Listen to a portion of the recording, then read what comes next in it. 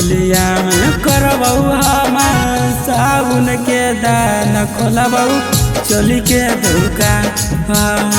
होलिया में करबौ हम साबुन के दान खोलबौ चोली के दुकान।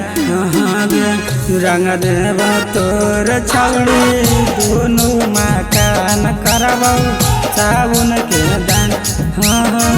साबुन के दान।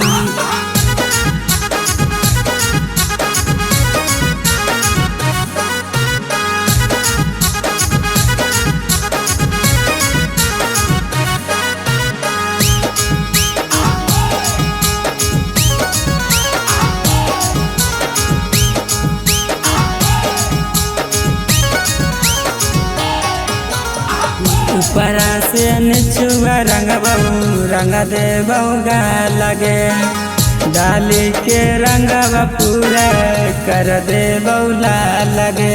सारा जोगिरा सारा मन जैतौ भर पूरा डलबौ अंदर हम बतिया मान। रंग देब तोर छौड़ी दुनू मकान करबौ साबुन के दान। साबुन के दान।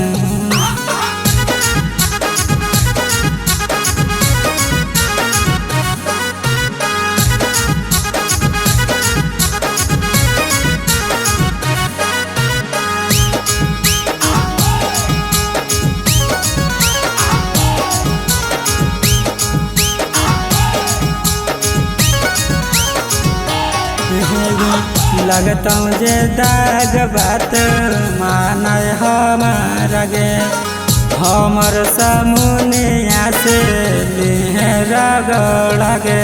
सारा जोगिरा सारा होलिया में करबौ हम साबुन के दान खोलबौ चोली के दुकान। रंग देबौ तोर छौड़ी दुनू मकान करबौ साबुन के दान। साबुन के दान।